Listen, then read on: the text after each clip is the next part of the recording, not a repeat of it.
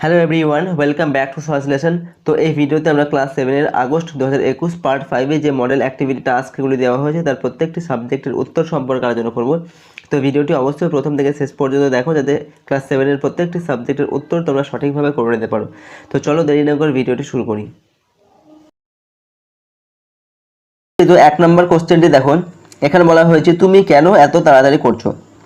এর উত্তরে পৃথিবী লেখককে কী জানিয়েছিল। তো এই কোশ্চেনের উত্তর লিখতে হবে শিবতোষ মুখোপাধ্যায়ের কার দূর কদ্দূর রচনাংশে এর উত্তরে পৃথিবী দক্ষিণা বাতাসের মাধ্যমে লেখকের কানে কানে জানিয়েছিলেন থামা মানেই জীবনের শেষ, গতি বন্ধ করলে চলবে না, সত্য শাশ্বত আর চিরন্তনের দিকে যাত্রা বন্ধ করলে চলবে না। তো 1 নম্বর কোশ্চেনের উত্তর এটা লিখতে হবে। এরপর দেখো 2 নম্বর কোশ্চেনটি কী দেওয়া আছে। 2 নম্বর কোশ্চেনে বলা হয়েছে এই দেখো ভরা সব কিলবিল লেখাতে বক্তার নোটবুকের কিলবিল লেখাতে কোন কোন প্রসঙ্গ রয়েছে। ওকে, তো এই প্রশ্নের উত্তরটা আমরা লিখব কি, সুকুমার রায়ের নোট বই কবিতায় বক্তার নোটবুকে কিলবিল লেখাতে যে সমস্ত প্রসঙ্গগুলি রয়েছে তা হলো ফড়িংয়ের কটা ঠ্যাং, আরশোলা কি খায়, আঙুলে আঠা লাগলে চটচট করে কেন, গরুকে কাতুকুতু দিলে সে ছটফট কেন করে, কান কেন কটকট করে, ফোঁড়া কেন টনটন করে, পেট কেন কামড়ায়, জোয়ানে কেন ঝাঁঝ হয়, লঙ্কা ঝাল কেন, নাক কেন ডাকে এবং পিলে কেন চমকায়। তো বক্তার নোটবুকে এই সমস্ত প্রসঙ্গগুলি রয়েছে। তো 2 নম্বর প্রশ্নের উত্তর এটা লিখতে হবে। এরপর দেখো 3 নম্বর কোশ্চেনটি কী দেওয়া আছে। পুরন্দর চৌধুরী দারুণ খুশি হয়ে উঠেছিলেন। তিনি দারুণ খুশি হয়ে উঠেছিলেন কেন। তো এই প্রশ্নের উত্তর লিখতে হবে সুনীল গঙ্গোপাধ্যায়ের মেঘচোর রচনাংশে বিশ্ববিখ্যাত বৃষ্টি বিজ্ঞানী ডক্টর পুরন্দর চৌধুরী সাহারা মরুভূমিতে 1 মাসের মধ্যে 100 ইঞ্চি বৃষ্টিপাত ঘটিয়ে বিজ্ঞানী মহলে হইচই ফেলে দিয়েছেন। বিজ্ঞানী কার্পভ তাকে মেঘচোর বলে গালাগাল করলে তিনি উত্তেজিত হয়ে জ্ঞান হারান। তখন হার্ভার্ড বিশ্ববিদ্যালয়ের ইতিহাসের গবেষিকা অসীমা তাকে সেবা করে সুস্থ করে তোলেন। জ্ঞান ফেরার পর পুরন্দর অসীমার পরিচয় জানতে চাইলে তিনি জানান তিনি পুরন্দরের নিখোঁজ ভাই দিগ্বিজয়ের মেয়ে। এই কথা শুনে পুরন্দর চৌধুরী খুশি হয়ে উঠেছিলেন। ওকে, তো 3 নম্বর কোশ্চেনের উত্তর এটা লিখতে হবে এভাবে। এরপর দেখো 4 নম্বর কোশ্চেনটি কী দেওয়া আছে। একদিন ঘটেছিল একটি ঘটনা। এই ঘটনার বিবরণ রাজকুমার চট্টোপাধ্যায় কাজী নজরুল ইসলামের গান শীর্ষক রচনাংশে কিভাবে উপস্থাপিত করেছেন। ওকে, তো এই প্রশ্নের উত্তর লিখতে হবে কাজী নজরুল ইসলামের গান রচনাটিতে লেখক রাজকুমার চট্টোপাধ্যায় ছেলেবেলায় একদিন স্কুলে যাওয়ার পথে জানতে পারলেন বিডন স্ট্রিটের কাছে সরকার বাগানে নেতাজি বক্তৃতা দিতে আসবেন। তাই তিনি সেদিন স্কুলে না গিয়ে সরকার বাগানে উপস্থিত হলেন। সেখানে গিয়ে লেখক দেখলেন মঞ্চ আলো করে এক দেবদূত বসে আছেন, তিনি হলেন নেতাজি। কিছুক্ষণ পরে দেখা গেল আর একজন ব্যক্তিকে। নেতাজি তাকে দুহাত তুলে প্রণাম করলেন। ইনি হলেন কাজী নজরুল ইসলাম। নজরুলের গাওয়া গান সভাকে স্তব্ধ করে দিল। গানের পর নেতাজির বক্তৃতার কথা লেখকের হয়তো মনে নেই, কিন্তু কাজী নজরুল ইসলামের গানের স্মৃতি তার মনের চিরদিনের মতো জেগে রইল। ওকে, তো 4 নম্বর প্রশ্নের উত্তর তোমাদের এভাবে এটা লিখতে হবে। এরপর দেখো 5 নম্বর কোশ্চেনটি এখানে কী দেওয়া আছে।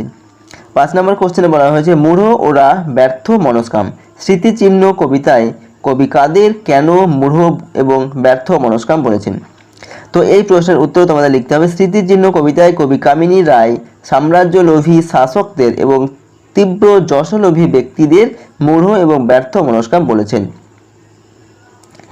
ওই সাম্রাজ্যলোভী শাসকরা তাদের ক্ষমতা ও অর্থ বলে বিভিন্ন প্রাসাদ তৈরি করে গেছে নিজেদেরকে অমর করে রাখার জন্য, কিন্তু তারা সাধারণ মানুষের মঙ্গলের কথা কখনো ভাবেনি। তাই সেই প্রাসাদগুলি মানুষের মনকে একটুও ছোঁয়নি। মানুষের উপেক্ষাতে সেগুলো ধীরে ধীরে ধ্বংসপ্রাপ্ত হয়েছে। তাই কবি কামিনী রায় এই সমস্ত শাসকদের মূঢ় এবং ব্যর্থ মনস্কাম বলেছেন। তো 5 নম্বর কোশ্চেনের উত্তর তোমাদের এটা লিখতে হবে এভাবে। এরপর দেখো 6 নম্বর কোশ্চেনটি কী দেওয়া আছে। এখানে বলা হয়েছে ঠাকুমা গল্প শোনায় যে নাতনিকে, ঠাকুমা তার নাতনিকে কোন গল্প শোনান।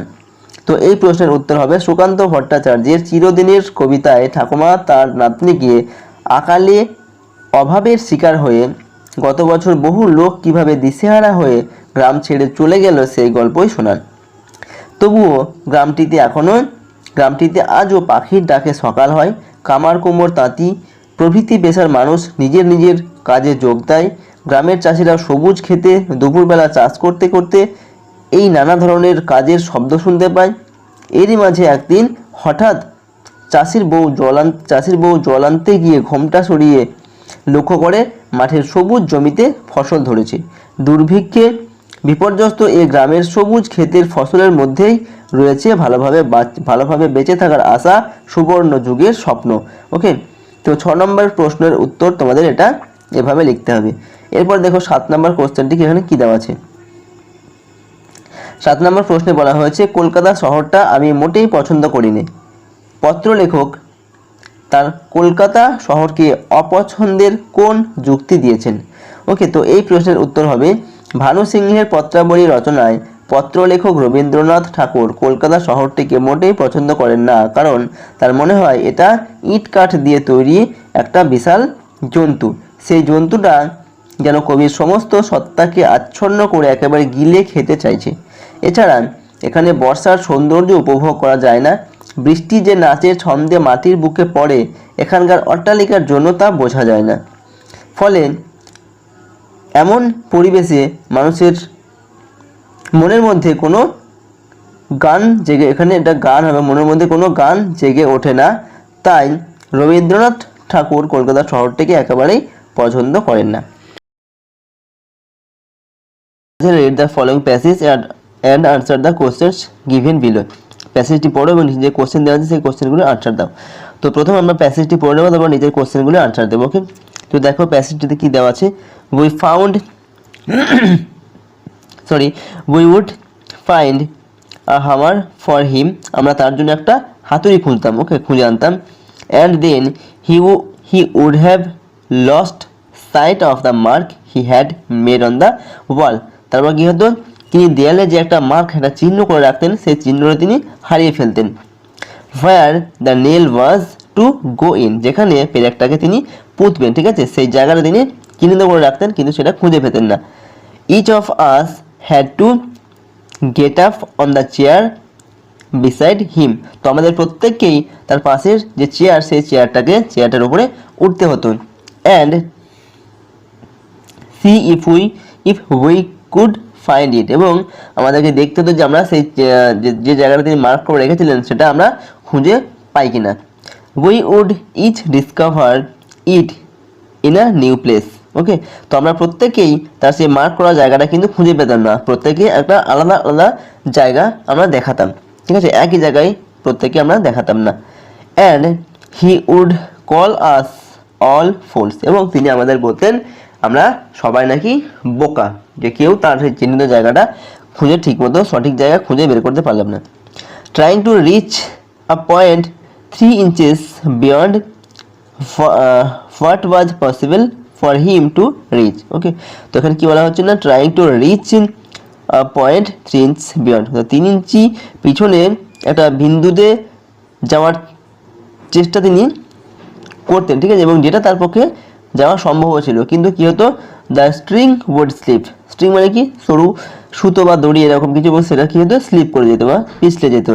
And down he would slide on to the piano, এবং তিনি পিয়ানোর উপরে পড়ে যেতেন। ওকে, তো এটা ছিল হচ্ছে প্যাসেজ, এবং এরপর অ্যাক্টিভিটি দেখবো কি দেওয়া আছে।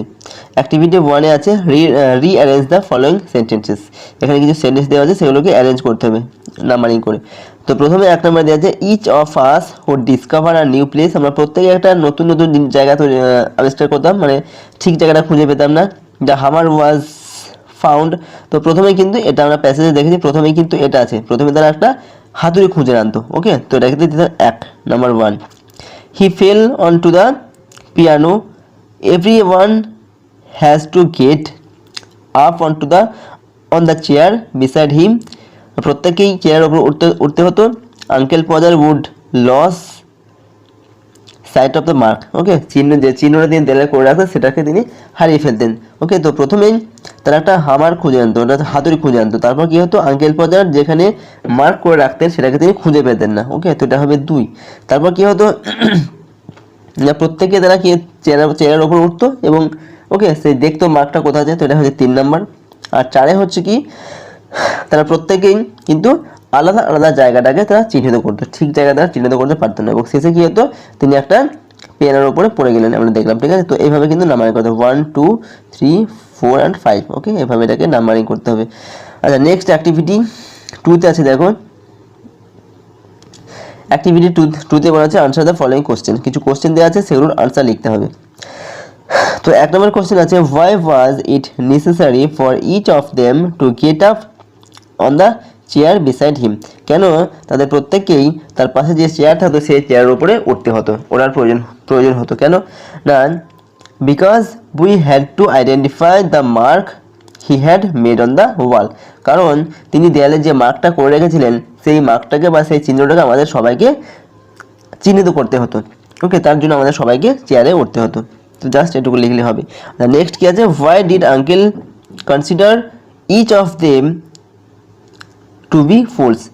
আঙ্কেল ফাদার কেন আমাদের প্রত্যেককেই বোকা বলে মনে করতেন? কেন? বিকজ ইচ অফ দেম, তাদেরকে বোকা বলে মনে করতে কেন? আচ্ছা, because each of them would discover the mark in a new place. কারণ তাদের প্রত্যেককেই দেয়ালের উপরে যে সে মার্ক, সেটা আলাদা আলাদা জায়গায় তারা চিহ্নিত করতো, একই জায়গায় কেউই চিহ্নিত করতে পারতো না। এই জন্য আঙ্কেল বাজার প্রত্যেকেই কি বোকা বলে মনে করতেন। How did uncle Podger fall on the piano? Uncle Podger কীভাবে পিয়ানোর উপরে পড়ে গেলেন? ওকে, কীভাবে? না, the string would slip. Okay, the string অর্থাৎ দড়িটা কী হতো, পিছলে যেত। And uncle Podger fell on the piano, এবং আঙ্কেল পাজার পিয়ানোর উপরে পড়ে যেতেন আর কি। ওকে, তো এটাই হচ্ছে, এভাবে উত্তরগুলো এভাবে লিখতে হবে। আচ্ছা, নেক্সট দেখো অ্যাক্টিভিটি 3-তে আছে underline the nominal compounds in the following sentences. Okay, এখানে কিছু সেন্টেন্স দেওয়া আছে, সেগুলোতে কোনগুলো নমিনিয়াল কম্পাউন্ডস সেগুলো তোলা আন্ডারলাইন করতে হবে। ওকে, তো নমিনিয়াল কম্পাউন্ডস কি? নমিনিয়াল কম্পাউন্ডস হচ্ছে কোনো একটা নাউনের সঙ্গে আর একটা শব্দ জুড়ে যখন একটা শব্দ তৈরি হয়, সেটা হচ্ছে নমিনিয়াল কম্পাউন্ড। ওকে, অর্থাৎ দুটো শব্দ একসাথে জুড়ে যে শব্দ তৈরি হচ্ছে, একটা নাউনের সঙ্গে অন্য একটা শব্দ থাকছে। ওকে, তো এই ধরনের ওয়ার্ডগুলো তোলা দাগ দিতে হবে। তো প্রথমে যে সিন্স ইট ইজ রেনিং, যেহেতু বৃষ্টি হচ্ছে, you should wear the raincoat. তাই তোমাকে কি করতে হবে? রেনকোট পরা উচিত তোমার, রেনকোট। ওকে, তো এখানে রেন আর কোট দুটো শব্দ মিলিয়ে কিন্তু রেনকোট হয়েছে। রেন একটা শব্দ, বৃষ্টি, আর কোট একটা শব্দ, ঠিক আছে, যেটা আমরা গায়ে পড়ি। তো রেনকোট এটা হচ্ছে নমিনিয়াল কম্পাউন্ড। আচ্ছা, নাম্বার বিতে আছে do you know how to use the washing machine? তুমি কি জানো কিভাবে ওয়াশিং মেশিন, অর্থাৎ যে কাপড় ধোয়ার যে পরিষ্কার করার যে মেশিন, সেটা কিভাবে ব্যবহার করতে হয়? ওকে, তো এখানে ওয়াশিং মেশিন এটা হচ্ছে কি নমিনাল কম্পাউন্ড। ওয়াশিং একটা ওয়ার্ড আর মেশিন একটা ওয়ার্ড, মেশিন হচ্ছে নাউন, তার সঙ্গে ওয়াশিং মেশিন এটা হচ্ছে একটা শব্দ হয়ে গেছে, দুটি শব্দ দ্বারা, এটা হচ্ছে নমিনাল কম্পাউন্ড। আচ্ছা, তারপর কি আছে, নেভার ওয়েস্ট ড্রিঙ্কিং ওয়াটার। তো ড্রিঙ্কিং পানীয় জল কখনোই অপচয় করো না। তো ড্রিঙ্কিং ওয়াটার, ওয়াটার একটা শব্দ নাউন এবং তার সঙ্গে ড্রিঙ্কিং যুক্ত আছে, এই দুটো শব্দ মিলিয়ে একটা ওয়ার্ড তৈরি হয়েছে, এটা হচ্ছে নমিনাল কম্পাউন্ড। নেক্সট হচ্ছে there is not a single well pump in our area. আমাদের এরিয়াতে একটাও ওয়েল পাম্প নেই। তো এখানে ওয়েল আর পাম্প মিলে একটা শব্দ হয়েছে, ওয়েল একটা শব্দ, পাম্প একটা শব্দ, দুটো শব্দ মিলিয়ে কিন্তু হয়েছে এটা শব্দ, যেটা হচ্ছে নমিনাল কম্পাউন্ড। তো এইভাবে এগুলো তোলায় আন্ডারলাইন করতে হবে। তো নেক্সট অ্যাক্টিভিটি 4। অ্যাক্টিভিটি 4-এ দেখো কী দেওয়া আছে, এখানে বলা হচ্ছে write the summary of the given passage. এখানে একটা প্যাসেজ দেওয়া আছে। ওকে, এই প্যাসেজটার সামারি লিখতে হবে। ওকে, সামারি মানে হচ্ছে কি, এটা সার বস্তু। ওকে, যেটা আমরা বলি বিষয় সংক্ষেপে, যেটা লেখা যায়, এটা মূল বিষয়বস্তুটাকে সংক্ষেপে লিখতে হবে। ওকে, তো প্রথমে আমরা এটাকে পড়বো, তারপর মূল বিষয়বস্তুটাকে লিখবো। দেখো কি দেওয়া আছে, দ্য কনস্টেবল কেম, মানে কনস্টেবল আসলো, he took me by the hand and pushed me out. তিনি আমাকে হাত ধরে নিয়ে গেলেন এবং ধাক্কা মেরে বাইরে বের করে দিলেন। My luggage was also taken out. আমার যে লাগেজ ছিল সেগুলোও নিয়ে নিলেন আর কি। I refuse to go to the other compartment and the train steamed away. আমি অন্য কম্পার্টমেন্টে যেতে রিফিউজ করলাম, যাবো না এরকম বললাম, ঠিক আছে, কিন্তু কি হলো, ট্রেনটা স্টিমড অ্যাওয়ে মানে হচ্ছে ট্রেনটা ছেড়ে দিল আর কি, এরকম। ওকে, ট্রেনটা চলতে শুরু করলো। I went and sat in the waiting room, এবং আমি চলে গেলাম আর কি করলাম, যেখানে ওয়েটিং রুম, সেখানে চলে গেলাম, ওয়েটিং রুমে চলে গেলেন আর কি। আচ্ছা, keeping my hand bag with me, আমার হাতে যে একটা হাত ব্যাগ ছিল সেটাকে আমার সঙ্গে করে নিয়ে, লিভিং দ্য আদার লাগেজ হোয়ার ইট ওয়াজ, এবং আমার যে অন্যান্য লাগেজ ছিল সেগুলো যেখানে ছিল সেখানেই রেখে দিয়ে আমি ওয়েটিং রুমে চলে গেলাম। The railway authorities had taken charge of it, the railway যে কর্তৃপক্ষ সেটা সেই যে তার যে লাগেজ সেটার দায়িত্ব তারা নিয়েছিল। ওকে, তো এটাকেই সংক্ষেপে লিখতে হবে, জাস্ট ওকে মূল বিষয়বস্তুটাকে লিখতে হবে। তো জাস্ট আমরা এখানে দেখো লিখেছি, here the writer was pushed out from the compartment, অর্থাৎ লেখককে কি কম্পার্টমেন্ট থেকে ধাক্কা বাইরে বের করে দেওয়া হয়েছিল, and he went in the waiting room, এবং তিনি একটা ওয়েটিং রুমে চলে গিয়েছিলেন। Keeping his hand bag with him, তার সঙ্গে শুধুমাত্র তার হাত ব্যাগটা নিয়ে, and living the other luggage in charge of the railway authorities, এবং তার যে অন্যান্য লাগেজ ছিল সেগুলো কি রেলওয়ে কর্তৃপক্ষের দায়িত্বে ছেড়ে দিয়ে তিনি ওয়েটিং রুমে চলে গেছিলেন। নিচের প্রশ্নগুলির উত্তর লেখো। 1 নম্বর হচ্ছে দেওয়া আছে কি বহুমুখী উত্তরধর্মী প্রশ্ন এমসিকিউজ। তো একে বলা হয়েছে কোনটি ত্রিভুজের সর্বসমতার ত্রিভুজ শর্ত নয়। ওকে, ত্রিভুজের সর্বসমতার শর্ত যেটা নয় সেটাতে টিক দিতে হবে, এখানে লিখতে হবে সেটা। ওকে, তো সেটা 1 নম্বর দেওয়া হয়েছে বাহু বাহু বাহু, 2 নম্বরে বিতে আছে বাহু কোণ বাহু, এবং সিতে আছে কি কোণ কোণ বাহু, এবং ডিতে আছে হচ্ছে কোণ কোণ কোণ। ওকে, তো ত্রিভুজের 3টি কোণই যদি সমান হয় সেক্ষেত্রে সেটা কিন্তু ত্রিভুজের সর্বসমতার শর্ত নয়। ওকে, প্রথম 3টি হচ্ছে ত্রিভুজের সর্বসমতার শর্ত। তো সঠিক উত্তর হবে ডি এরটা, তো ডি এরটা এখানে লিখতে হবে। 2 এর প্রশ্নটি দেখো কি দেওয়া আছে, এখানে 4 49 আছে, 4 49 বর্গ সেন্টিমিটার ক্ষেত্রফল বিশিষ্ট বর্গক্ষেত্রের একটি বাহুর দৈর্ঘ্য কত হবে। ওকে, তো এটা হচ্ছে বর্গক্ষেত্রের ক্ষেত্রফল দেওয়া আছে, তো তার একটি বাহুর দৈর্ঘ্য নির্ণয় করতে গেলে কি করতে হবে, এর বর্গমূল নির্ণয় করতে হবে। ওকে, তো এর বর্গমূল কত, 2 এর 7, 4 এর বর্গমূল হচ্ছে 2 আর 49 এর বর্গমূল হচ্ছে 7, তো সঠিক উত্তর হবে 2 এর 7 সেন্টিমিটার। এরপর আছে 3 এর দাগে, তো 3 এর দাগে দেওয়া আছে দেখো 1.69 এর বর্গমূল হলো, তো 1.69 এর বর্গমূল কত হবে, 1 এর বর্গমূল হয় কত হয়, 13 হয়, বর্গমূল হচ্ছে 13, 13কে 13 দিয়ে গুণ করলে 169 হয়, 3 13 39 আর 13কে 13 তো 9, ওকে 159। এবার দশমিক কোথায় হবে, এখানে আর এখানে দশমিক আছে, ডান দিক থেকে 2 ঘর, দশমিক কিন্তু বাঁ দিকে সরে যাবে, 159 হচ্ছে, ঠিক আছে। তো আমাদের বর্গমূল কত হবে 1.3, তো সঠিক উত্তর হচ্ছে বি এরটা 1.3। ওকে, 4 নম্বর আছে এক্স ওয়াই সমান সমান এতে আছে x plus Y whole square minus x minus y এর হোল স্কোয়ার, হচ্ছে বিতে এটা আছে, ডিতে এটা আছে, এবং সিতে হচ্ছে এটা আছে। ওকে, তো সঠিক উত্তর হচ্ছে এক্স ওয়াই বা এ বি এর যে ফর্মুলা তার সূত্রটা কি x plus a plus b by 2 এর whole square minus a minus b by 2 এর হোল স্কোয়ার। ওকে, সেটা আমরা এ দিয়ে শিখেছি, তো এখন এক্স ওয়াই আছে, তো সেক্ষেত্রে সঠিক উত্তর হবে এটা। ওকে, এক্স প্লাস 2 বাই 2 এর whole square minus x minus 2 by 2 এর হোল স্কোয়ার, এটা হবে এর আনসার। আচ্ছা, নেক্সট 2 এর দাগে দেওয়া আছে এক্স প্লাস 2 এর হোল স্কোয়ার এর সূত্র থেকে এক্স মাইনাস এর সূত্র নির্ণয় করতে ওয়াই এর পরিবর্তে -1 লিখতে হবে। ওকে, তো এখানে সত্য অথবা মিথ্যা লিখতে হবে, সত্য হলে সত্য আর মিথ্যা হলে মিথ্যা, ঠিক আছে। তো এখানে Y plus X plus Y whole square থেকে X minus Y whole square যদি আমরা করতে যাই সেক্ষেত্রে বলছে ওয়াই এর পরিবর্তে -y লিখতে হবে, এখানে প্লাস ওয়াই আছে তো তার পরিবর্তে -y লিখতে হবে, তাহলে কিন্তু এটা হবে, তো এটা সত্যি, ঠিক আছে, এখানে লিখতে হবে সত্য। 2 নম্বর আছে 4 minus x into x minus 4 সমান সমান 16 মাইনাস এক্স স্কোয়ার, তো এটা সত্যি না মিথ্যা, তো এটা এখানে গুণ আছে, তাহলে যদি আমরা গুণ করে দিই কী হবে, 8 আর এক্স কী হবে 4x মাইনাস 16। ওকে, তারপর যদি আবার এক্স দিয়ে গুণ করি কী হবে মাইনাস এক্স স্কোয়ার, আর প্লাস মাইনাসে প্লাস কী হবে 4x। ওকে, তো এই 4x এটা 4x কত হবে 8x minus 16 minus X square. Okay, তো আমরা আমাদের এটা হচ্ছে গুণফল, কিন্তু গুণফল দেওয়া আছে 16 মাইনাস এক্স স্কোয়ার, তাহলে এটা মিথ্যা, তো এটা লিখতে হবে মিথ্যা, এটা সত্যি নয়। 3 নম্বরে দেওয়া আছে দেখো চিত্রে কোণ 1 কোনটা এই কোণটা, আর কোণ 2 হচ্ছে এটা, বলছে এটা কি পরস্পর অনুরূপ কোণ, তো এটা কিন্তু পরস্পর অনুরূপ কোণ নয়, এটাকে বলা হয় একান্তর কোণ। অনুরূপ কোণ হচ্ছে এই কোণ এবং ওই কোণ। ওকে, তো এটা মিথ্যা। 4 নম্বর আছে চিত্রে বিষম বাহু, এটা হচ্ছে একটা বিষম বাহু ত্রিভুজ, এর 3টি বাহু কিন্তু অসমান। ওকে, ত্রিভুজের একটি উচ্চতা হচ্ছে এডি, এডি হচ্ছে উচ্চতা, তো এডি এই বিসির ওপর কিন্তু লম্ব। এবার বলছে এডি ত্রিভুজের একটি মধ্যমা, এটা ঠিক না ভুল? তো এডি ত্রিভুজের লম্ব কিন্তু এডি ত্রিভুজের মধ্যমা। মধ্যমা কি? মধ্যমা হচ্ছে এই বাহুর মধ্যবর্তী বিপরীত কোণ থেকে যদি এরকম মধ্যবর্তী স্থানে এটাকে অঙ্কন করা হয়, এ বাহুর সমান হবে, এদিকে ওটা সমান হবে, তাহলে সেটা হবে এর মধ্যমা।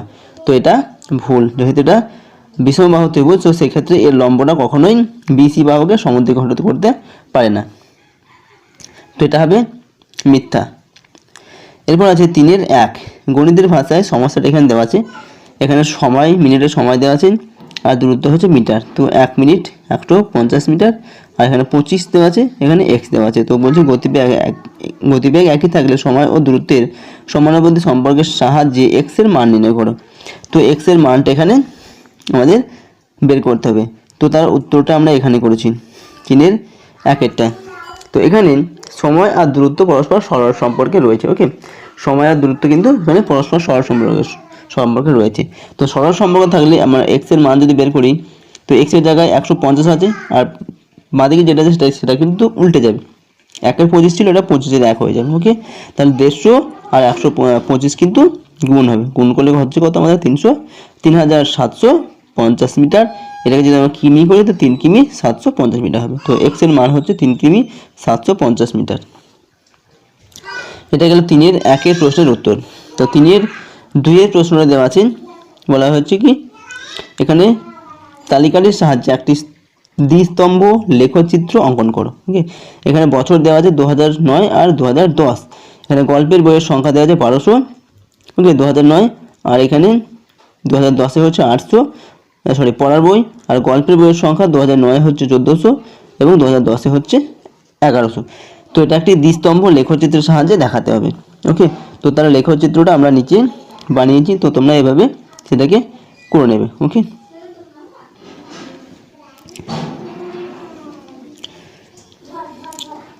ওকে, তো এখানে দেখো এভাবে 200, 400, 600, 800, 10, 1000, 1200, 1400, 1600 এরকম করে আমরা এটাকে স্কেল নিয়েছি 1 সমান 200, অর্থাৎ এদের মধ্যে যে পার্থক্য সেটা হচ্ছে সব 200। ওকে, আর এটা হচ্ছে 2009-এর গ্রাফ, এটা হচ্ছে 2010-এর গ্রাফ। ওকে, আচ্ছা, তো প্রথমে 2009-এ যে পড়ার বইয়ের সংখ্যা হচ্ছে 1200, তো আমরা এই যে 1200 পর্যন্ত এটাকে গ্রাফ টেনেছি, এটা হচ্ছে 1200। ওকে, আর 2009-এ গল্পের বইয়ের সংখ্যা হচ্ছে 1400, তো এটা হচ্ছে এই যে 1400 এই পর্যন্ত না হচ্ছে, এটা হচ্ছে 1400 2009-এ। আচ্ছা, আর 2010-এ গল্পের পড়ার বইয়ের সংখ্যা হচ্ছে 800, তো এই 800 লেভেলে এটা আমরা প্রয়োগ করেছি। ওকে, আচ্ছা, আর 2010-এ গল্পের বইয়ের সংখ্যা হচ্ছে 1100, তো এটা হচ্ছে 1000। ওকে, তারপরে আর 1 ঘর কিন্তু বাড়িয়ে দিতে হবে এই 1000 পর্যন্ত। ওকে, 1100 পর্যন্ত, এটা হচ্ছে 1100। তো এইভাবে এই গ্রাফটা আঁকতে হবে। ওকে, তো এটা হচ্ছে আমরা চিহ্ন করে যে পড়ার বই, মানে এই গ্রাফটা হচ্ছে পড়ার বইয়ের সংখ্যা, আর এটা হচ্ছে গল্পের বইয়ের সংখ্যা, আর এদিকে লিখতে হবে এগুলো হচ্ছে বইয়ের সংখ্যা। ওকে, তো এইভাবে এই লেখচিত্রটা তোমাদের গ্রাফটা তোমাদের আঁকতে হবে। ওকে, এটা হচ্ছে 3-এর 2-এর প্রশ্নের উত্তর। এরপর দেখব 3-এর 3-এ কি প্রশ্ন দেওয়া আছে।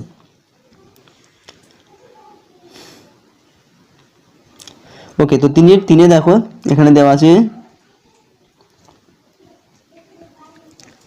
m প্লাস 1/m সমান সমান মাইনাস পি হলে দেখাও যে m square plus 1/m square সমান সমান পি স্কোয়ার মাইনাস 2।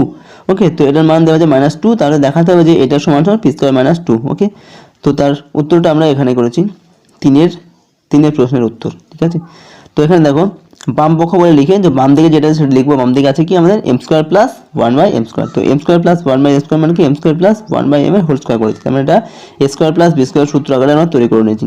তো a square plus b square সূত্র কি a প্লাস b whole square minus 2ab, সেই হিসেবে আমরা লিখেছি। তো এখানে m আর m কেটে গেছে, তো থাকছে কি m প্লাস 1/m এর হোল স্কোয়ার মাইনাস 2। ওকে, আচ্ছা, নিচের লাইনে কি করছি m প্লাস 1/m এর হোল স্কোয়ার জায়গায় আমরা মাইনাস পি এর হোল স্কোয়ার লিখি, যেহেতু m প্লাস 1/m সমান সমান মাইনাস পি আমাদের প্রশ্নে দেওয়া আছে। ঠিক আছে, আর -2 আমরা আছে। ঠিক আছে, তো minus P R minus P যদি গুণ করি প্লাস পি স্কোয়ার হয়ে যায়। ওকে, তো আমাদের plus P square minus two. Okay, এবার দেখো plus P square minus two যেটা আমাদের প্রমাণ করতে বলা হয়েছে সেটা ডান দিকে আছে, তো এখানে লিখতে হবে কি প্রমাণিত, এটা আমরা প্রমাণ করলাম। তো এইভাবে এটাকে প্রমাণ করতে হবে। এরপর দেখবো 3-এর দাগের কোশ্চেন আমরা করলাম, 4-এর দাগের কোশ্চেনটা দেখো কী দেওয়া আছে।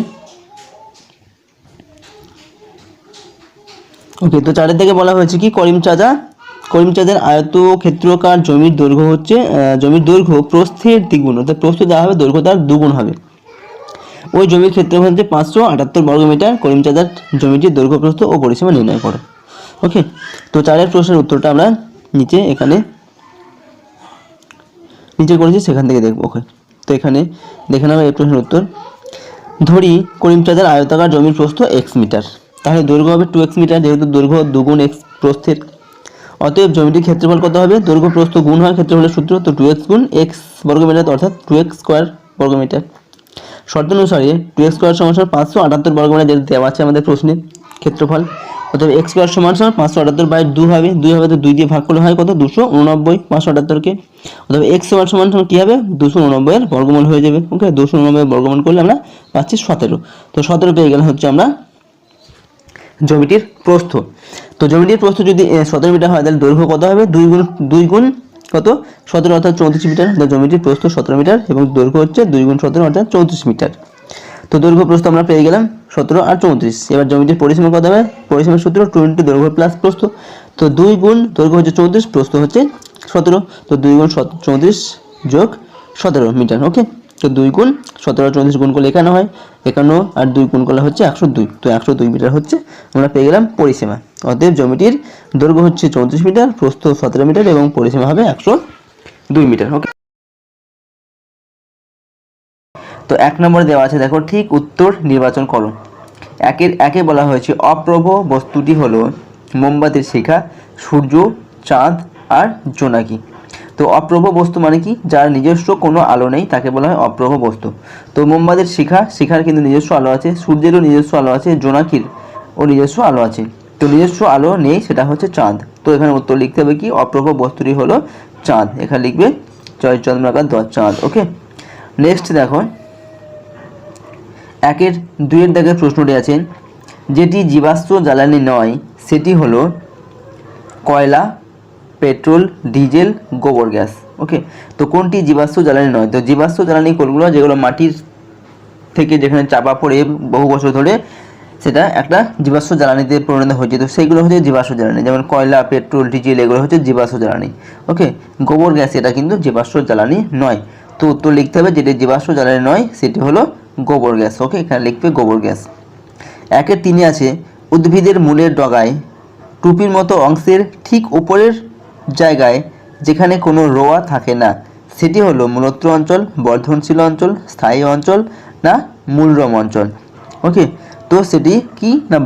উত্তরটা হচ্ছে বর্ধনশীল অঞ্চল। মূলের ডগায় যেখানে রোঁয়া থাকে না সেটা হচ্ছে বর্ধনশীল অঞ্চল। ওকে, এর উত্তর হচ্ছে ক্ষয়েরটা। 2-এর দাগে দেখো একটি শূন্যস্থান পূরণ আছে, শূন্যস্থান পূরণ করো। 2-এর 1-এ স্থিতিতে তড়িৎ প্রবাহের ড্যাশ ফলাফলের প্রয়োগ করা হয়, যেখানে হবে তাপীয় ফলাফলের প্রয়োগ করা হয়।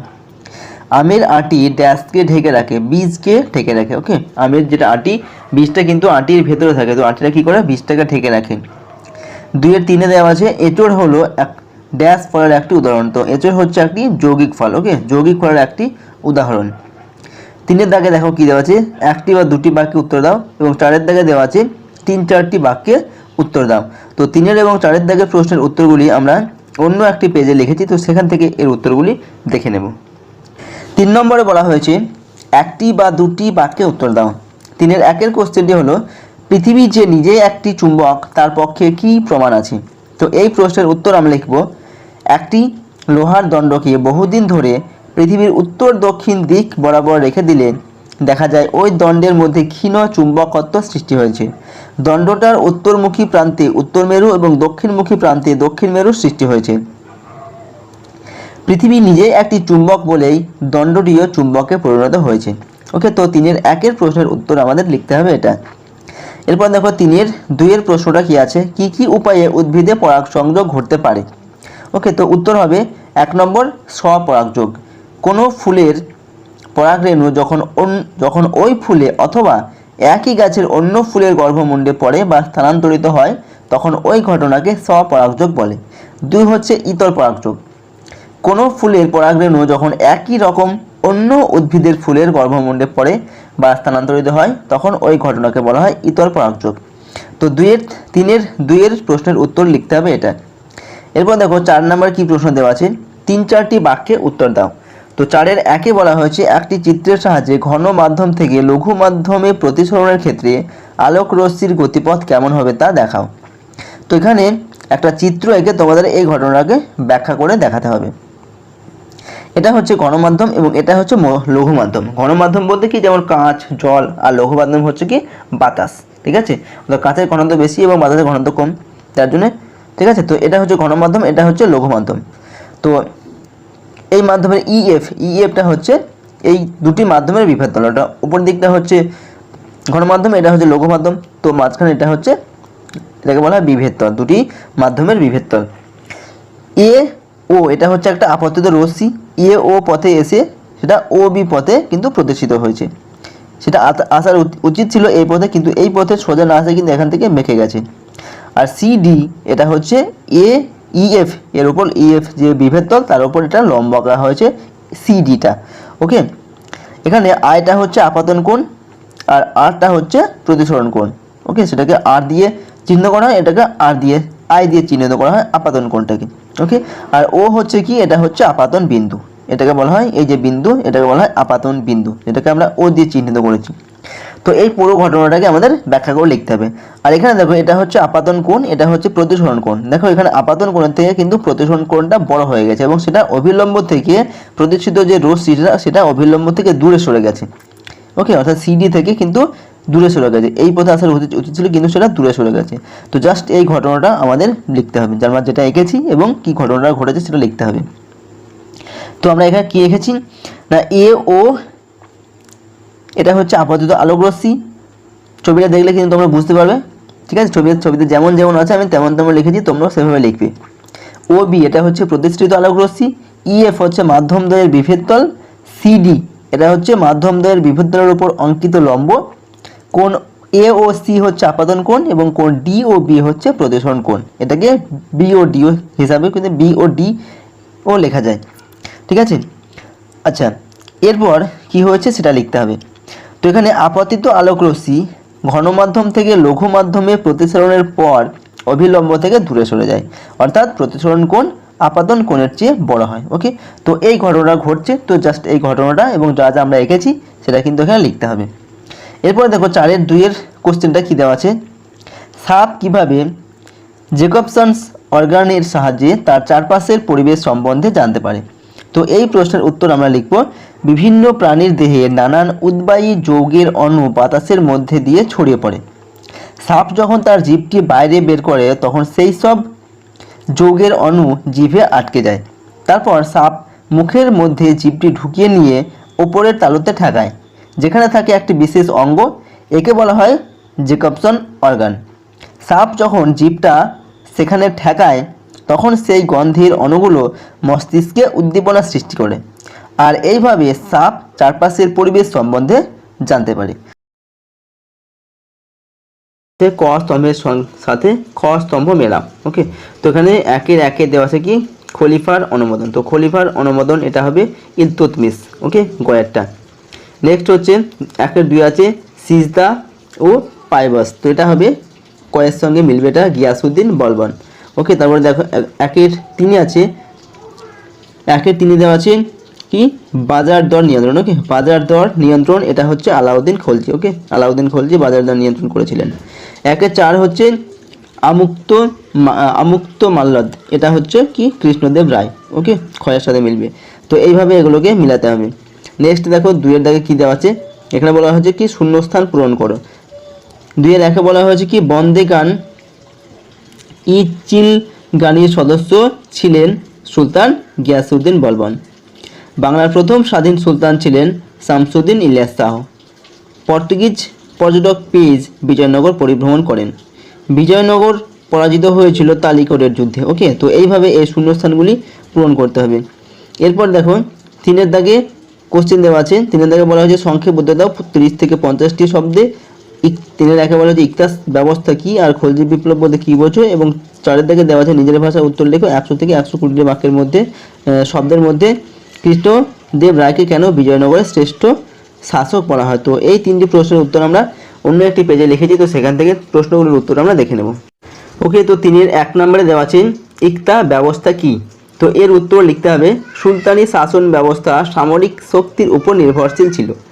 দিল্লির সুলতানরা সাম্রাজ্যের প্রতিটি অঞ্চলে শান্তি শৃঙ্খলা রক্ষা, রাজস্ব আদায় ও সামরিক শক্তি গড়ে তুলতে একাধিক প্রদেশ বা রাজ্য গড়ে তোলেন।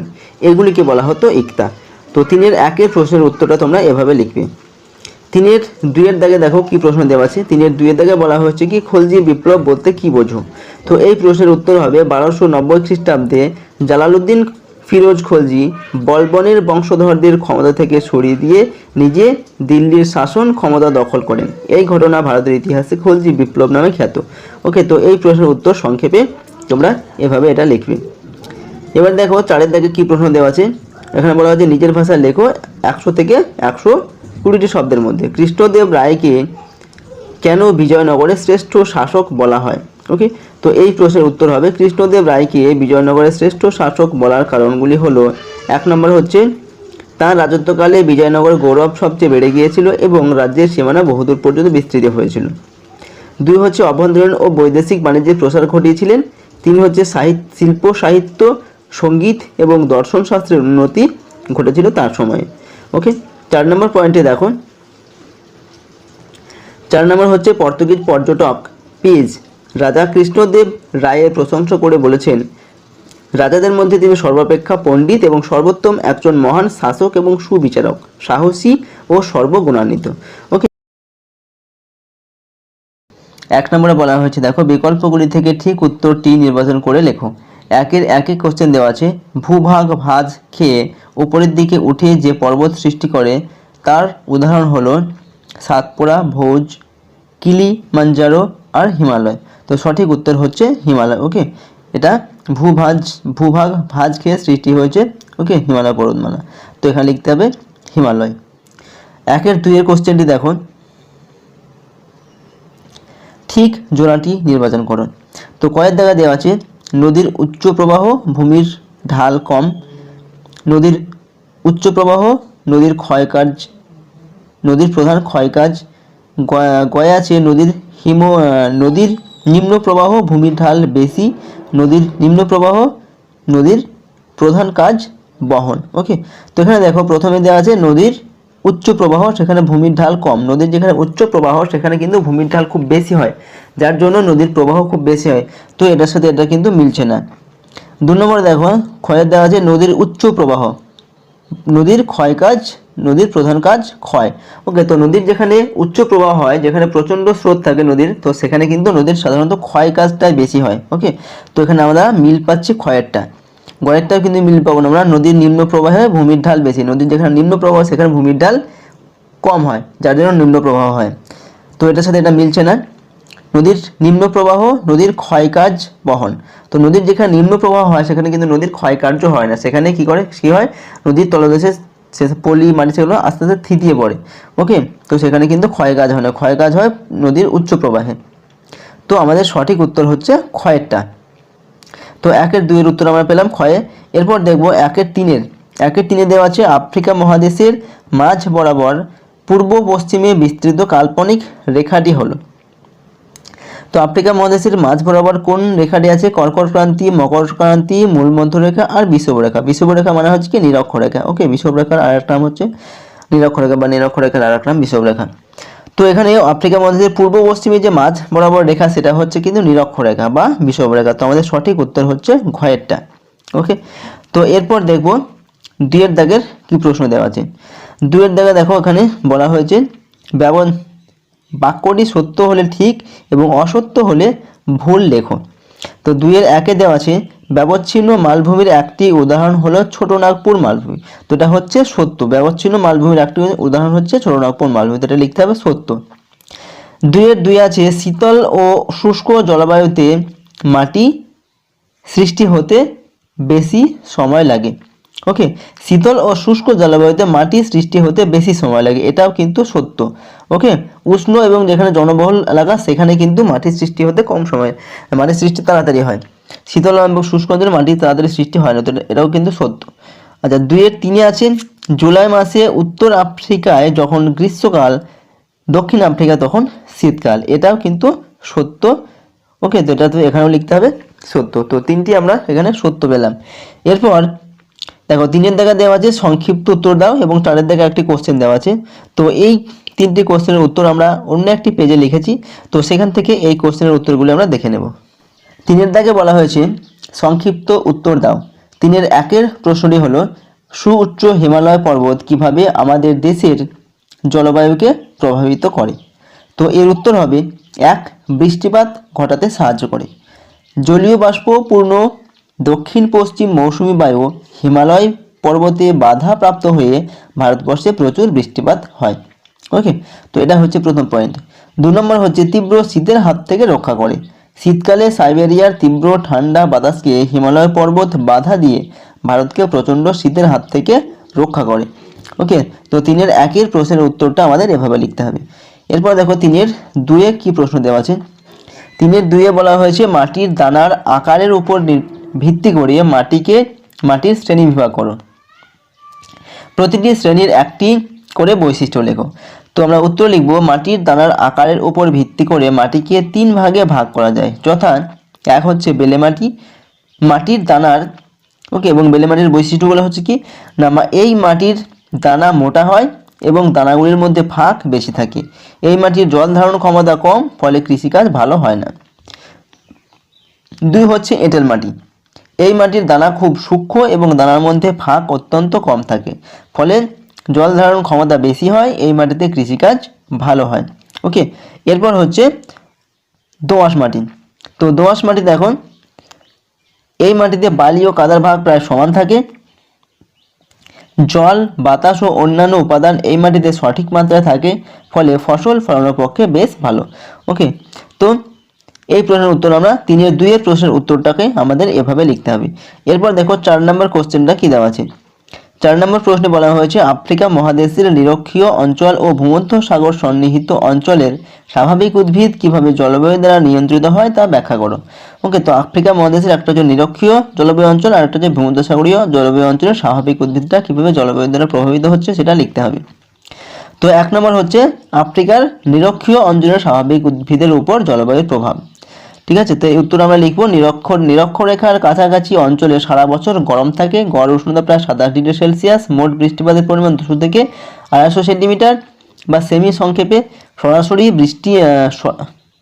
সরাসরি সূর্যকিরণ আর সারা বছর বৃষ্টিতে এখানে শক্ত কাঠের ঘন জঙ্গল সৃষ্টি হয়েছে। মেহগিনি, রোজউড, এবনি এই ঘন জঙ্গলের প্রধান গাছ। ওকে, এখানকার প্রধান গাছ এইগুলো।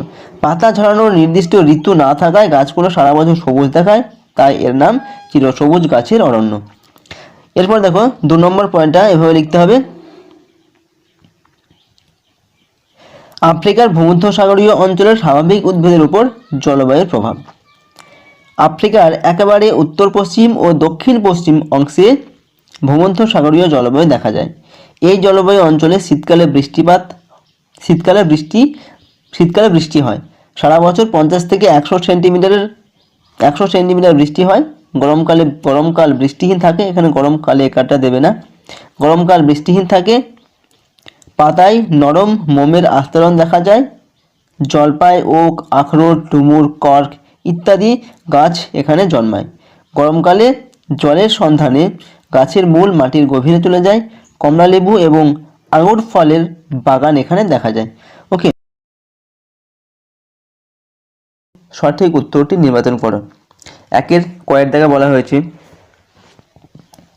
একজন স্বাভাবিক ওজনের শিক্ষার্থীর দেহভর সূচকটি কত। ওকে, তো 1 নম্বর দেওয়া আছে 18 কিলোগ্রাম পার মিটার স্কোয়ার, 2 নম্বর আছে 18.5 থেকে 24.5 কিলোগ্রাম পার মিটার স্কোয়ার, 3 নম্বর দেওয়া আছে 30-এর বেশি kilogram per metre square. Okay, তো এখানে তোমাদের বই থেকে এটা আমি তুলে দিয়েছি, এখানে তোমরা দেখতেই পাচ্ছ 18.5 থেকে 24.9 এই ধরনের সূচকের ক্ষেত্রে ব্যক্তির ওজন স্বাভাবিক ও স্বাস্থ্যকর হয়। ওকে, স্বাভাবিক ও স্বাস্থ্যকর ওজন বজায় রাখার জন্য নিয়মিত শরীরচর্চা উপযুক্ত পুষ্টিকর খাবার খাওয়া উচিত। তো স্বাভাবিক ওজন হচ্ছে 18.5 থেকে 24, 18.5 থেকে 24.9। তো এখানে 24.5 আছে, তো সঠিক উত্তর কিন্তু এটাই হবে। ওকে, দুয়েরটা। আচ্ছা, এরপর দেখো ক্ষয়ের দাগে কি উত্তর দেওয়া আছে। আচ্ছা, ক্ষয়ের দাগে প্রশ্নটি দেখো, এখানে যদি কোনো শিক্ষার্থীর দেহের ওজন তার স্বাভাবিক ওজন যা হওয়া উচিত তার কম হয় তাহলে কি সমস্যা হবে, তাহলে কি সমস্যা হওয়ার সম্ভাবনা থাকে? নিদ্রাহীনতা ও মধুমেহ, 2 নম্বর আছে রোগ প্রতিরোধ ক্ষমতা হ্রাস পায়, 3 নম্বর হচ্ছে মেধাধিক্য। ওকে, তো এখানে দেখো এটা হচ্ছে তোমাদের বই থেকে আমি তুলেছি, ক্লাস 7-এর বই থেকে। এখানে বলছে সূচক 18.5-এর কম যদি হয় তাহলে কী হবে, সূচক 18.5-এর কম হলে ব্যক্তিকে কম ওজন বিশিষ্ট বলা হয়। এই শ্রেণীভুক্ত ব্যক্তিদের বিভিন্ন সমস্যা আসতে পারে, যেমন নিদ্রাহীনতা, রোগ প্রতিরোধ ক্ষমতা হ্রাস। ওকে, তো নিদ্রাহীনতা এবং রোগ প্রতিরোধ ক্ষমতা হ্রাস এই ধরনের সমস্যাগুলো আসতে পারে। তো আমাদের 1 নম্বর আছে নিদ্রাহীনতা আর মধুমেহ, কিন্তু মধুমেহ এই রোগটা কিন্তু ওজন কমের জন্য আসে না, তো একটা উত্তরটা কিন্তু হবে না। 2 নম্বর আছে কি রোগ প্রতিরোধ ক্ষমতা হ্রাস, তো সঠিক উত্তর হবে 2 নম্বরটা। মেধাধিক্য কিন্তু হবে না, তো সঠিক উত্তর আমরা পাচ্ছি 2 নম্বরটা। এরপরে দেখব গয়ের দাগে। গয়ের দাগে দেখো কি দেওয়া আছে, এখানে বলা হয়েছে কোনটি দেহভর সূচকের সূত্র। 1 নম্বর আছে ওজন কিলোগ্রাম, ওজন হচ্ছে কিলোগ্রাম আছে, উচ্চতা মিটার স্কোয়ার, ওজন কিলোগ্রাম, উচ্চতা ফুটের স্কোয়ার, ওজন পাউন্ড, উচ্চতা ফুটের স্কোয়ার। ওকে, তো সঠিক উত্তর কী হবে, যার সাথে এটা দেখো তোমরা তোমাদের যে 7-এর বই সেখানে কিন্তু এটা আছে। ওকে, দেহভরের সূচকটা কি না, ওজন কিলোগ্রাম আর উচ্চতা হচ্ছে মিটার স্কোয়ার, এটা হচ্ছে দেহভরের সূত্র। তো সঠিক উত্তর হচ্ছে আমাদের 1 নম্বরটা। ওকে, নেক্সট দেখব কি দেওয়া আছে। ওকে, তো নেক্সট কোশ্চেন দেখো, এখানে দেওয়া আছে 2-এর সংক্ষিপ্ত প্রশ্নের উত্তর দাও। 2-এর কতে বলা হয়েছে বিদ্যালয়ের স্বাস্থ্যকর পরিবেশ কেমন হওয়া উচিত বলে তুমি মনে করো, তার বর্ণনা দাও। ওকে, বিদ্যালয়ের স্বাস্থ্যকর পরিবেশ কেমন হওয়া উচিত, তো 2-এর কয়ের প্রশ্নের উত্তর আমরা এখানে লিখেছি। আর এখানে তোমাদের যে বইয়ে এর উত্তর রয়েছে সেখান থেকে আমি কিন্তু তুলে এটা তোমাদের দিয়েছি, তো সেটা আমি তোমাদের একবার দেখিয়ে দিচ্ছি। দেখো এখানে 2-এর কয়ের উত্তরটা এভাবে লিখবে, বিদ্যালয়ে স্বাস্থ্যকর পরিবেশ নিম্নলিখিত রূপে হওয়া উচিত বলে আমি মনে করি। ওকে, তারপর এগুলো তোমাদের বইতে আছে, ঠিক আছে, তোমরা চাইলে সম্পূর্ণ অংশটা লিখতে পারো প্রত্যেকটা পয়েন্টের, আর যদি এগুলোকে সংক্ষেপে লিখতে চাও তাহলে যেটুকু আমি আন্ডারলাইন করে দিয়েছি জাস্ট সেটুকু লিখলেই কিন্তু হবে। যেমন 1 নম্বর হচ্ছে প্রতিষ্ঠানের অবস্থান, শিক্ষার্থী যতটা সম্ভব শান্ত কোলাহল মুক্ত পরিবেশে রাস্তার ধারে অবস্থিত হওয়া উচিত, এটুকু লিখলেই কিন্তু হবে এই পয়েন্টের জন্য। 2 নম্বর পয়েন্ট হচ্ছে আকৃতি ও আয়তন, শিক্ষাদানের আকৃতি ও আয়তন কেমন হওয়া উচিত, শিক্ষাদানের আকৃতি ও আয়তন ছাত্রছাত্রীর সংখ্যা, শিক্ষক শিক্ষিকা ও অন্যান্য শিক্ষার্থীর সদস্য সংখ্যা অনুপাতে হওয়া বাঞ্ছনীয়। ওকে, এটুকু লিখলে কিন্তু হবে, চাইলে তোমরা পুরোটাও কিন্তু লিখতে পারো। 3 নম্বর পয়েন্টে দেখো কি দেওয়া আছে ভবন ও শ্রেণীকক্ষ কেমন হওয়া উচিত, বিভিন্ন শিক্ষায়তনের ভবন সাধারণত দক্ষিণমুখী হওয়া উচিত যাতে সূর্যালোক ভবনের বিভিন্ন শ্রেণীকক্ষে সরাসরি প্রবেশ করতে পারে। ওকে, চাইলে পুরোটা লিখতে পারো এবং সংক্ষেপে লিখতে চাইলে যেটুকু আন্ডারলাইন করা আছে সেটুকু লিখলেই হবে। নেক্সট দেখো 4 নম্বর পয়েন্ট সেটা সেখানে দেওয়া আছে কি বিপন্মুক্ত ব্যবস্থাটি, শিক্ষায়তনে অগ্নি নির্বাপক ব্যবস্থা থাকা জরুরি, যদি এটুকু লিখো সেটাও হবে, পুরোটা লিখলেও কিন্তু লিখতে পারো। 4 নম্বর 5-এ আছে পরিষ্কার পরিচ্ছন্নতা, নিয়মিতভাবে শ্রেণীকক্ষ, বিদ্যালয়ের আসবাবপত্র, খেলার মাঠ পরিষ্কার করা দরকার। ওকে, এটুকু লিখবে, চাইলে পুরোটাও লিখতে পারো। নেক্সট হচ্ছে 6-এর দাগে মানবিক সম্পর্ক, কাজের গতি এবং ধারাবাহিকতা বজায় রাখার জন্য সর্বোপরি যা দরকার তা হলো পরস্পরের মধ্যে কুশল বিনিময়, শ্রদ্ধা ও কর্তব্যের নিষ্ঠাবোধ। ওকে, এটুকু লিখলেই হবে, চাইলে পুরোটাও লিখতে পারো। আচ্ছা, তো এটা ছিল এই প্রশ্নের উত্তর। নেক্সট প্রশ্নটা আমরা দেখে নেব এখান থেকে। পরবর্তী প্রশ্ন দেখো 2-এর ক্ষয়ের দাগে বিদ্যালয়ের স্বাস্থ্যকর পরিবেশের উপকরণের একটি তালিকা তৈরি করো। ওকে, স্বাস্থ্যকর পরিবেশের উপকরণের তালিকা তৈরি করো, যেগুলো আমরা ডিটেলস লিখলাম সেগুলো কিন্তু জাস্ট সংক্ষেপে লিখলেই এর উত্তরটি হয়ে যাবে। এটাও আমি তোমাদের 7-এর বই থেকেই তুলেছি। তো দেখে নাও বিদ্যালয়ের স্বাস্থ্যকর পরিবেশের উপকরণগুলি হলো 1 হচ্ছে শিক্ষা প্রতিষ্ঠানের অবস্থান, 2 হচ্ছে আকৃতি ও আয়তন, 3 হচ্ছে ভবন ও শ্রেণীকক্ষ, 4 হচ্ছে বিপন্মুক্ত ব্যবস্থাটি, 5 পরিষ্কার পরিচ্ছন্ন, 6 হচ্ছে মানবিক সম্পর্ক। তো এইগুলো তোমাদের লিখতে হবে এভাবে পয়েন্ট করে করে। তো নেক্সট প্রশ্নটা দেখবো আমরা কী দেওয়া আছে। পরবর্তী দেখো গয়ের দিকে প্রশ্ন, 2 এর গয়ের দিকে প্রশ্ন দেওয়া আছে, কোনো ব্যক্তির ওজন 70 কিলোগ্রাম এবং উচ্চতা 1.6 মিটার হলে ব্যক্তিটির দেহভার সূচক কত? ওকে, তো এই প্রশ্নের উত্তরটাও আমরা নিচে লিখেছি, সেখান থেকেই প্রশ্নের উত্তরটা আমরা দেখে নেব। সো দেখো এখানে 2 এর গয়ের দিকে প্রশ্নের উত্তরটা, এটা জাস্ট আমি তোমাদের যে 7 এর বই সেখান থেকে তোমাদের তুলে দিয়েছি। তো এখানে দেখবে এটা তোমাদের বইয়ে দেওয়া আছে দেহভার সূচকের সূত্র। দেহভার সূচকের সূত্র কি? ওজন কিলোগ্রাম আর উচ্চতা মিটার স্কোয়ার। ঠিক আছে, এটা হচ্ছে সূত্র। এবার বলা হয়েছে একজন মানুষের ওজন হচ্ছে 70 গ্রাম, তার উচ্চতা হচ্ছে 1.60 মিটার। ওকে, তাহলে কি হবে? তার দেহভার সূচকটা কত হবে? তো দেহভার সূচকের সূত্র কি? ওজন বাই কি হবে? উচ্চতার স্কোয়ার, মিটার স্কোয়ার। তো উচ্চতা হচ্ছে 1.6, 1.6 ইন্টু 1.6 70, এটা দুটো গুণ করে কত হয়েছে? 2.56। ওকে, তো এটাকে ভাগ করলে তার ভাগফল হচ্ছে কত? 27.34 কিলোগ্রাম পার মিটার স্কোয়ার। তো এটা হচ্ছে এই মানুষটার দেহভার সূচকের সূচক। ওকে, 27.34 কিলোগ্রাম পার মিটার স্কোয়ার। তো সুতরাং এই ব্যক্তিটি বেশি ওজনের শ্রেণীভুক্ত। তো ক্লাস 7-এর আগস্ট 2021 পার্ট 5-এ যে মডেল অ্যাক্টিভিটি টাস্কগুলি দেওয়া হয়েছে তার প্রত্যেকটি সাবজেক্টের উত্তর সম্পর্কে এই ভিডিওটিতে আলোচনা করা হলো। ভিডিওটি অবশ্যই প্রত্যেকের কাছে শেয়ার করে যাতে সবাই এর উত্তরগুলো ঠিকঠাকভাবে লিখে নিতে পারে। আর চ্যানেলে নতুন হলে প্লিজ চ্যানেলটিকে সাবস্ক্রাইব করে নিও এবং পাশে থাকা বেল আইকন অল নোটিফিকেশন বাটনটি অন করে রেখো যাতে নেক্সট ভিডিওর নোটিফিকেশন তোমরা সবার আগে পেয়ে যাও। So thank you so much for watching the entire video. See you on the next video. Till then by.